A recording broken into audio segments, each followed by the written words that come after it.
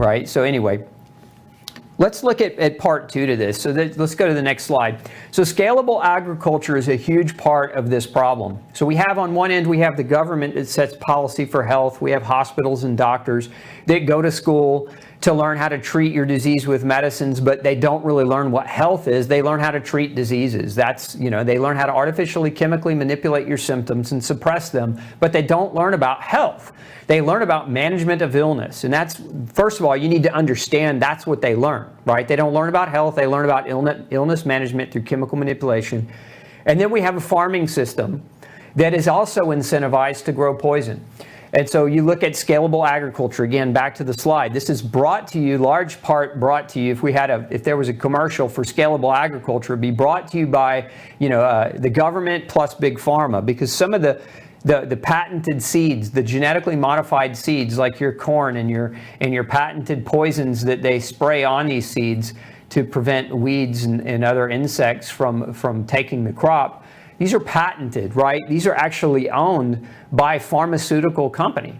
And so we have a pharmaceutical company who is growing our food, right? Who stands the most to profit by selling us food that is potentially poisonous and then giving us drug solutions that aren't really solutions to treat the symptoms that the poisonous food is actually causing, right? And your government subsidizes your tax dollars and gives it to that pharmaceutical company to grow that poison. In essence, these bigger, larger farms are given government subsidies to grow genetically modified corn, wheat, and other crops to basically grow mass production of food. Now, I understand that people have to eat. I get it. I'm also not naive in that. But there's better way. There can be innovation that comes up with a better way that has less to do with creating things in the name of feeding hundreds of millions of people, saying we have to do it this way because there is no other way, which is nonsense, versus we have to do it this way. And what they really mean to say is we're doing it this way because it's hugely profitable on both the front end and the back end. We're dooming you because we're feeding you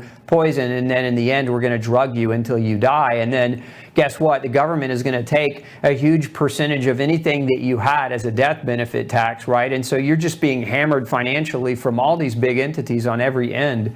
And, unless you change your ways today, you're kind of destined to that fate.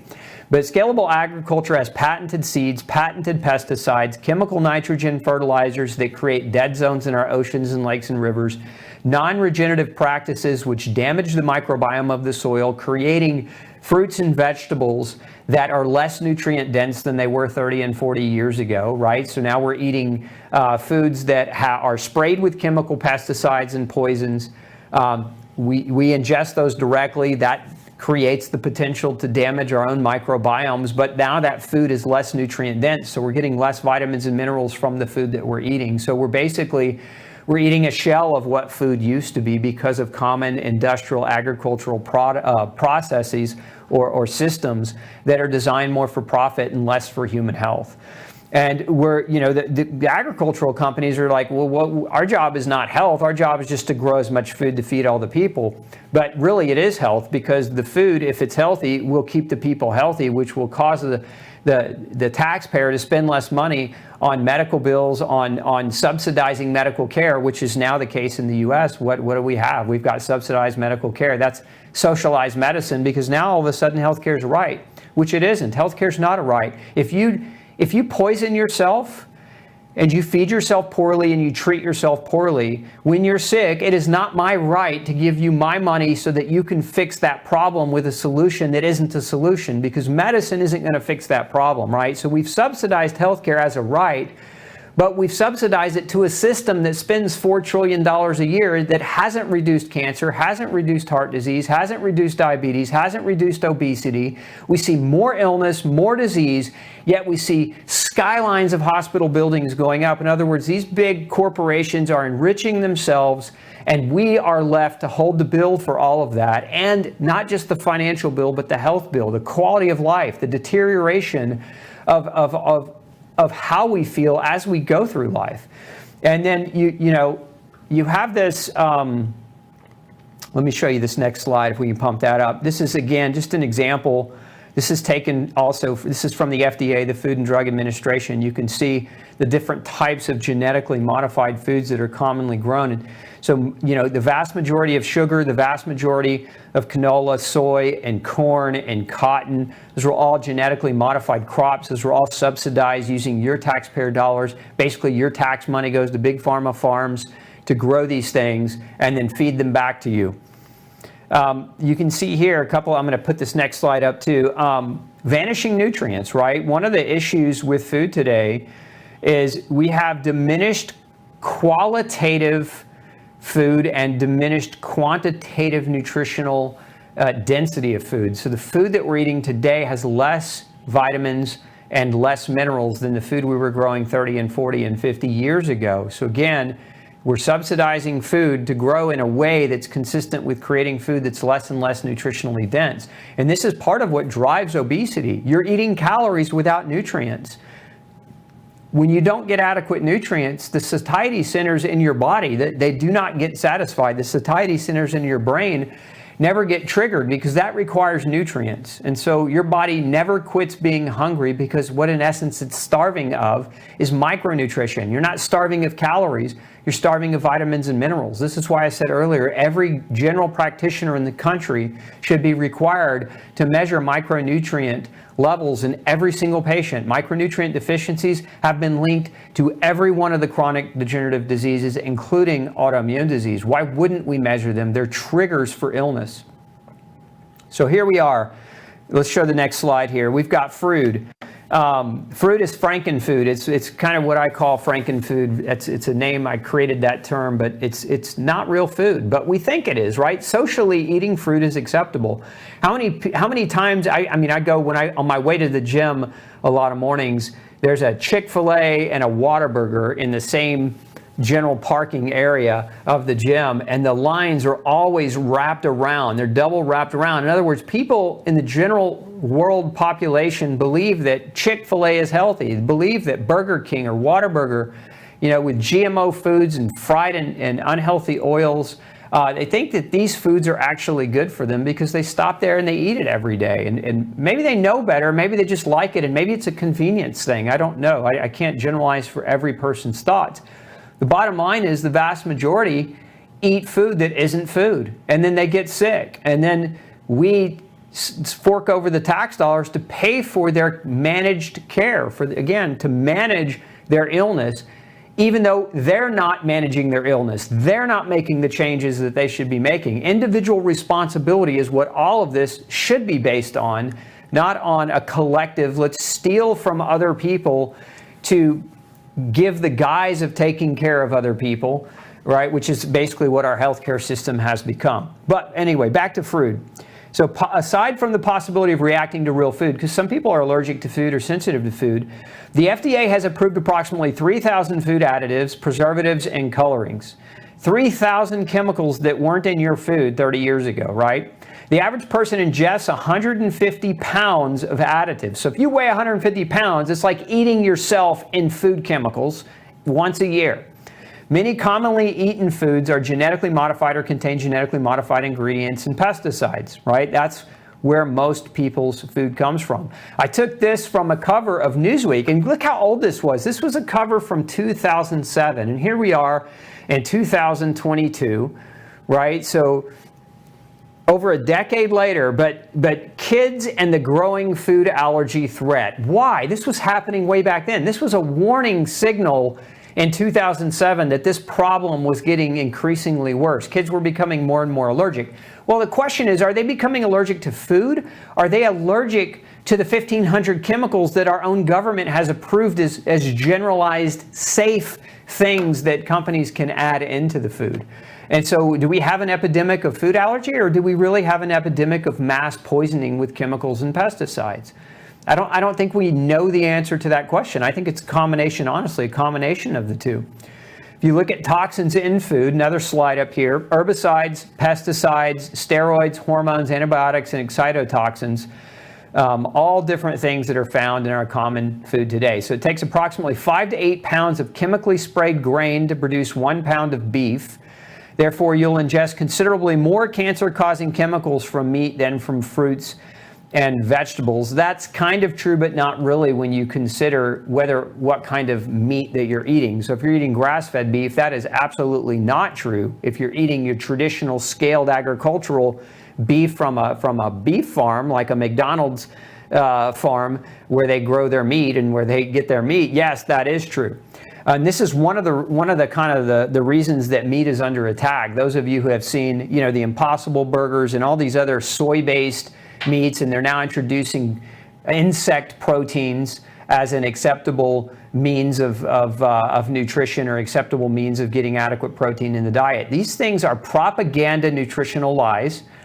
Hopefully you guys understand that. I would think that my audience would have a greater understanding of these things. They're using the green movement, right? The Let's Go Green and Save the Earth movement as a means to scare people away from animal foods. They're making the claim that methane gas produced by cow farts, literally cow manure and other things, are actually part of the global warming issue, when in fact nothing could be further from the truth. And anybody who's taken a basic biology class and understands the recycling system of the planet and who understands carbon understands that cows aren't the problem, right? It's what's happening is we're being fed a message of BS, literally, to propagate an industry of plant-based meat substitutes that are cheaper to grow, that are genetically modified, that can enrich the same companies that are trying to give you drugs when you get sick. So anyway, on average, 1 glass of inorganic store-bought milk contains the residue of about 100 different antibiotics. Once in our bodies, these antibiotics impact the microbiome and subsequently disrupt the immune system. Let's move over to the next slide on pesticides. So 3 million tons of pesticides are used each year worldwide. More than 1,600 chemicals are used in their production. And most of these have not been tested for their effects on humans. So again, we have these chemicals that are used in the production of these pesticides that have largely gone untested for their safety in humans. And you can see here exposure to these chemicals have been linked to autoimmune disease, nervous system disorders, immune system suppression, cancers, diabetes, reproductive damage, hormone dysfunction, asthma, autism, migraine headaches, and developmental delays in children.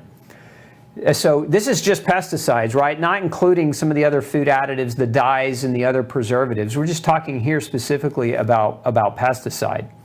Okay, so let's talk a little bit about the life cycle of the average person growing up in America today. So you can see, we'll put up another slide here, from conception and infancy. Here's what happens from a medical perspective. This is the social accepted norm in our society today, is that during pregnancy, generally mothers are given a couple of different vaccines. The DTaP is one of them, and a lot of mothers are given the flu shot, which contains aluminum, which is toxic to the growing fetus in a pregnant mother. But that's standard of care. Don't look over here at vaccine adjuvants, nothing to see here. Don't ask questions.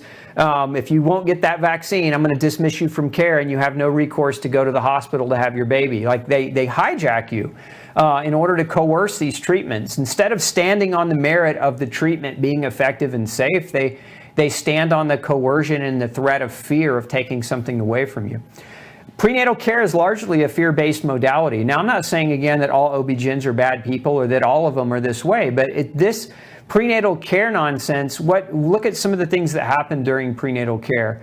The mothers are scared, oftentimes by the doctors, that the babies might be genetically mutated inside, even though that's extremely rare. And so there's this fear. And so there's all these different blood draws that are taken. Most pregnant women have 20 plus vials of blood drawn from them. And they treat pregnancy like an illness instead of like a gift. And so you're running all these medical tests trying to find a problem that may or may not exist, but usually doesn't exist. And so preventatively speaking, a lot of these modalities, a lot of these tests aren't necessary and only generate stress and fear to the mother and to the fetus that's growing inside of the mom.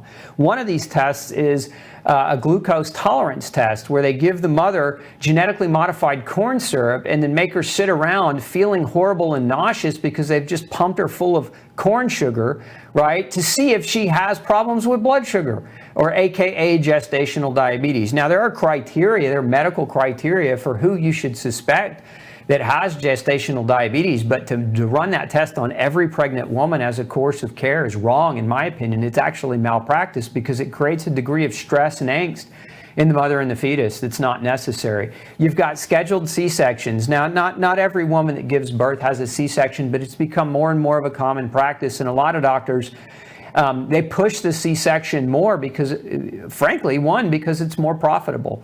It's a much more profitable procedure to have a C-section than to have a child without one.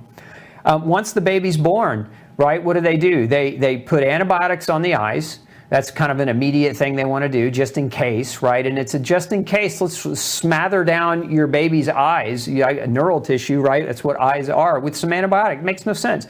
Let's inject them with a vitamin K because we, for all intents and purposes, we don't want them to bleed to death because that's such a common thing that happens to babies, even though babies should have a more fluidic blood because that cord is trying to still push. A lot of them, they'll cut the cord too soon, and so you won't get a lot of those fantastic stem cells and some of the other benefits and nutrients from the cord into that baby. That's why babies shouldn't be injected with vitamin K. It's because that blood flow needs to be happening through that cord after birth.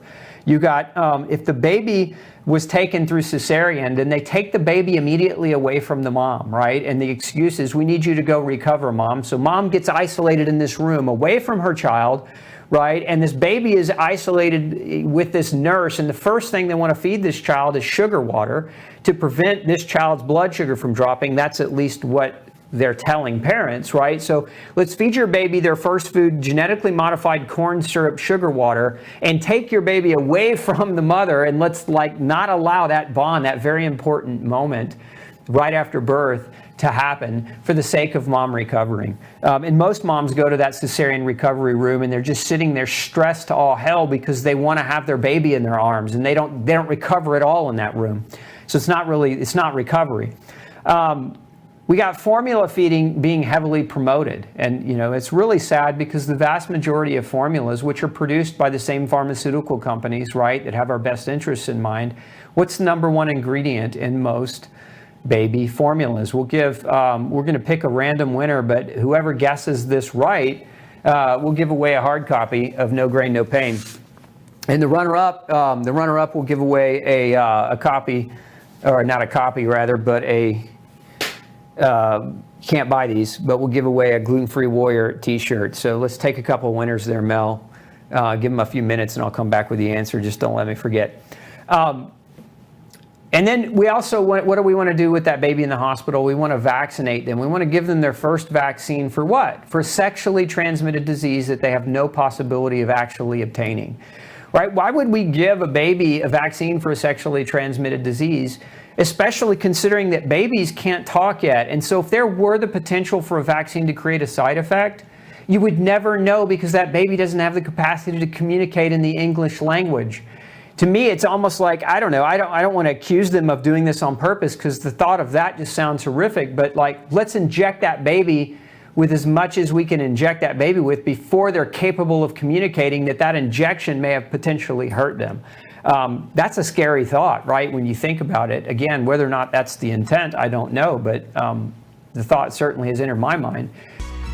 Hey, don't forget to check out the rest of the series right here. Make sure you hit subscribe below. And as always, thanks for tuning in.